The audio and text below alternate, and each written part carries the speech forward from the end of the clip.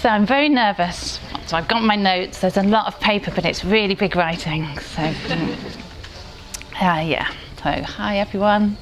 I thought I'd just tell you about my life, my life currently. So, as a funeral celebrant, I write and lead funerals. And I love everything about it. It feels as if it's my soul work, very heart-opening work. It feels as if I'm working for my higher self, some kind of deep wisdom, some ancient wisdom that I didn't know was there, and my Buddha nature. I started this work just over a year ago, and I've had the privilege of doing 34 funerals so far. Buddhist funerals occasionally, but mainly funerals which have a spiritual feel, but are not religious. Or not explicitly so.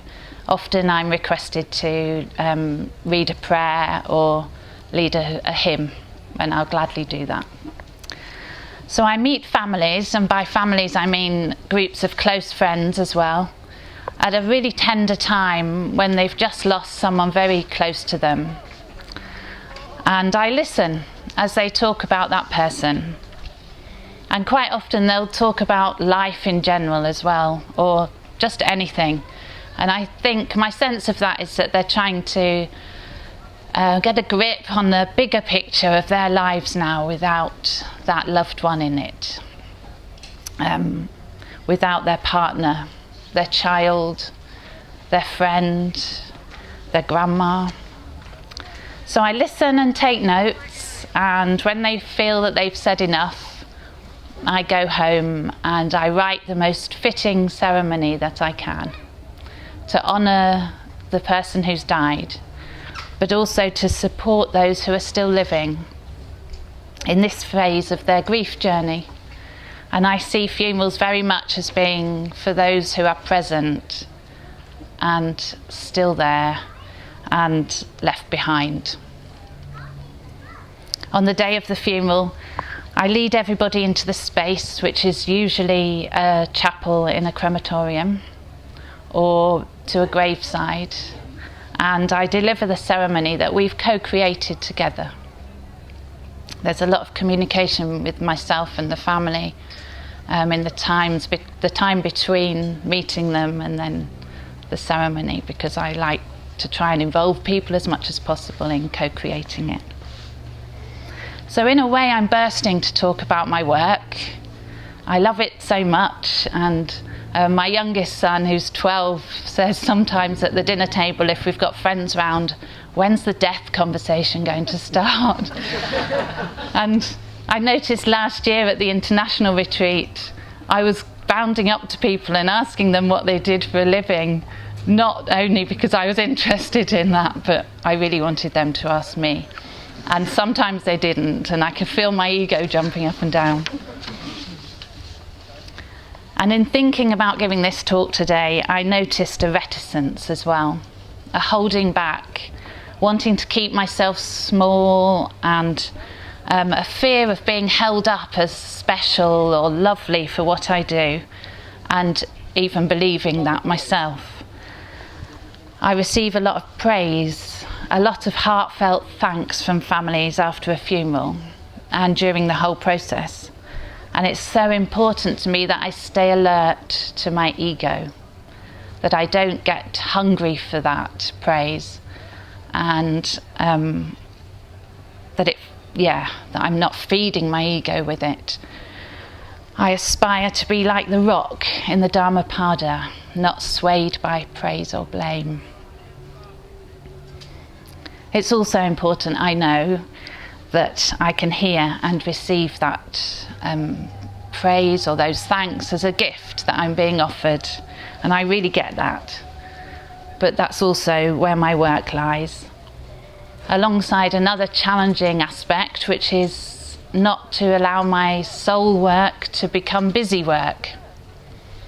I can so often get overly busy and overwhelmed, and when that happens, I close in on myself. And this work requires an openness. It requires a spaciousness in which my ideas can flow, a space in which to create an offering to the family. And it often feels to me like I'm making an offering to something much bigger than we know as well. So the feeling, the gentle urge behind it all, is the Bodhisattva ideal for me. And a sense of interconnection, as ego and conditioning are being stripped away gradually. And all I need to do is to allow my heart response, my deep desire to relieve the suffering for those who request my help. I feel that really strongly. On a retreat a few years ago, I heard this version of the Four Reminders. Life has inevitable difficulties. No one can control it all. This body is impermanent. Death is certain. The karma I create shapes the course of my life. This human birth is precious, an opportunity to awaken. Death is certain. That really scared me, and it still does. It felt on that retreat that I somehow got a slightly deeper understanding of that than before, or I felt it more deeply. Not so much my own death and all that I want to do, including seeing my children grow up, especially. But unlike many of you, I imagine, I have yet to go through significant losses. My mum, my children, my partner, my sister, my dad, and my closest friends are going to die. How will I cope? I was aware of a profound fear arising in me, even in my dreams at times, full of papancha and anxiety. So my way of coping was to walk towards it, towards death, to try and immerse myself more in order to try and get a feel for what it might mean. It's so huge. And a few months later, by magic, I met a celebrant. I didn't even know celebrancy was a thing or a job. And it was like a light bulb moment for me. It felt suddenly really important that there was an urgency, there was a way that I could make a difference, not only to others, but to myself as well. I could be closer to death and to grief, and it might help. I'd recently experienced 3 or 4 funerals as very impersonal and bland, not helpful in any sense. I'd also experienced the Sangha-led funerals for 2 friends in Manchester at the Buddhist Centre, and marvelled at how exceptionally personal and different they were. I wanted to know the laws governing funerals, what was possible, what was the scope for creativity and individuality. And this was when I decided to train to be a celebrant. I felt it would be a job I could do well. Communication, it seems, is one of my strengths, and I know I'm most engaged when communication is open and honest. I enjoy being with people. I find being human and how we manage that and how we relate to each other endlessly fascinating. In my work, I meet such a diverse range of people of all ages and from all areas of life. And their emotions are to the fore, raw, true,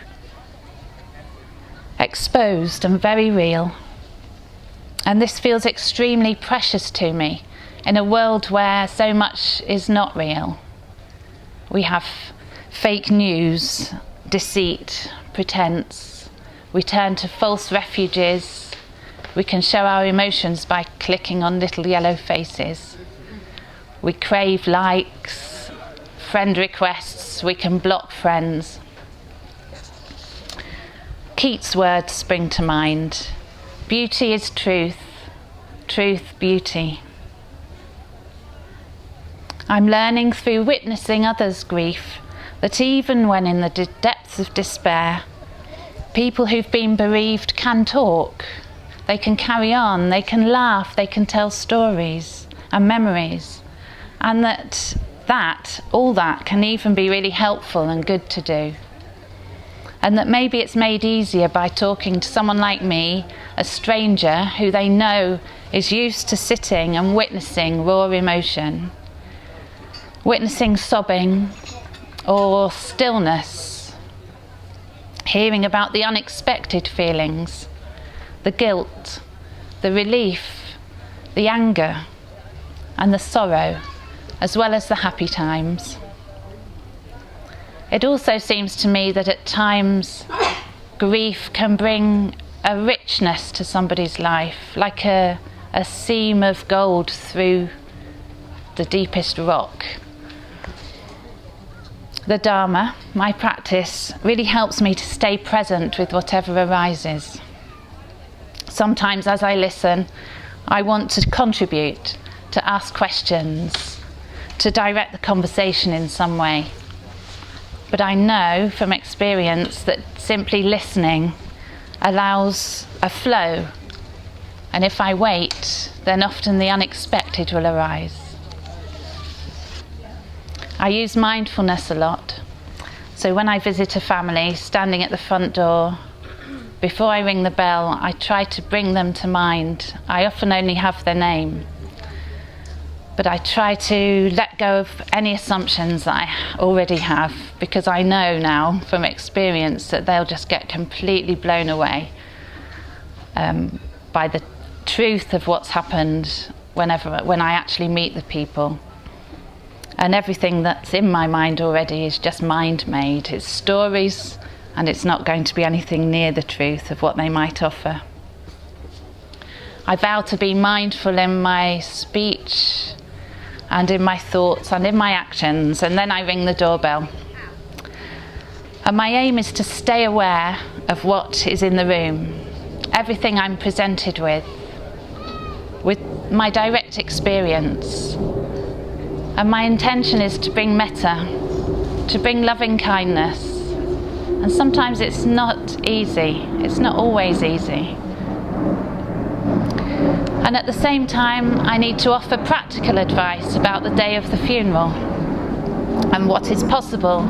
And I need to take all the responsibility for the ceremony so that they can let go of any worries about that they might have. And what about those who have died? I can remember them all. And each story is a very unique and precious one that I would love to share with you. But to just give you a flavour of the diversity of those who I've worked for and honoured. There was the 83-year-old woman who at 16 had been a professional jazz trombonist in the 1950s. There was the 86-year-old woman who had worked hard in factories all her life. The 48-year-old world-class champion kickboxer, held in very high esteem, who took his own life. And the 25-year-old girl, such a significant friend and support to so many, a shining future ahead of her, taken by the force of nature and found under snow.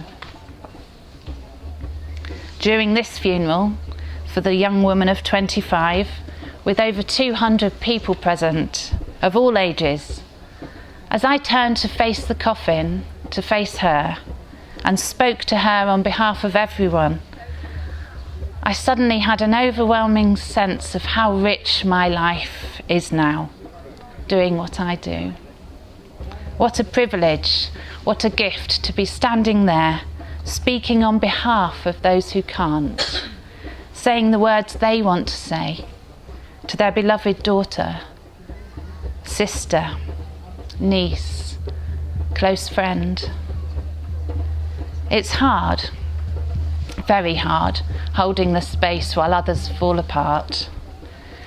I have a heart and body response to their distress, and I often need to conjure up green Tara standing beside me. But it feels so important, so necessary that space is held, and held well. and those words are spoken. That I stay grounded and steady and have the capacity to help in the way that I can, so that we can all acknowledge the reality of what's happened, that things have changed beyond belief, that pain and sadness is overwhelming in that moment, and yet life will still go on somehow. There's a togetherness, a community feel, and a huge amount of love in the room. I feel very grateful for the Buddha's teaching on impermanence, and at times like this I can lean into it. And I know that things will change for us all. No one can weep forever. I treasure these words by Rilke on impermanence.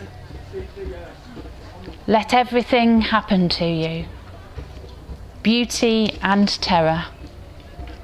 Just keep going. No feeling is final.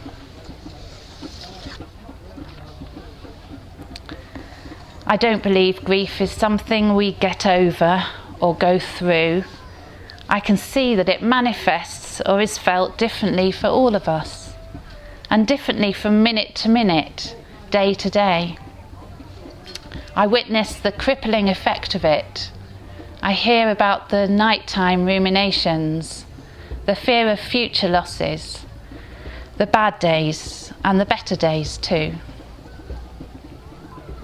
I left that funeral for the 25-year-old, drove for a few minutes and then sat in a lay-by in my car, still in the cemetery, and allowed my feelings. I was surprised at what arose. I cried, but more than sorrow there was anger. I felt angry that those parents were having to go through such pain. It was so traumatic and seemed so unfair. She was so young and they would never see her again. She shouldn't have died. This shouldn't be happening. Parents shouldn't lose their children. And then from the depths, another girl came to mind. Janet, who drowned in a tragic accident at only 16. If she'd lived, she'd be 59 and my sister-in-law. We never met.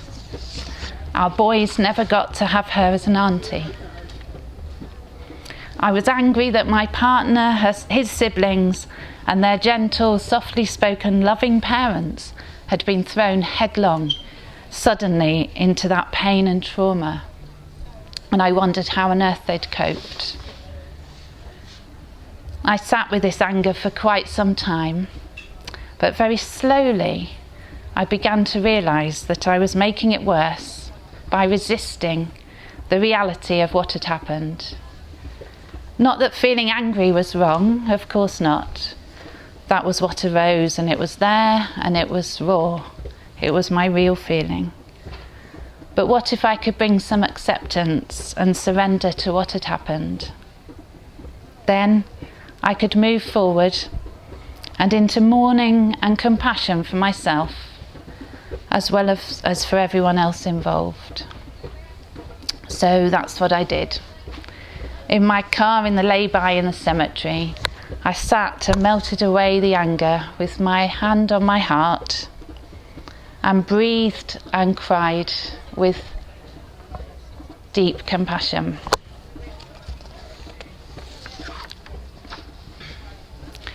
Sometimes someone will get in touch because they are dying and they'd like to have a hand in their own funeral, planning their own funeral.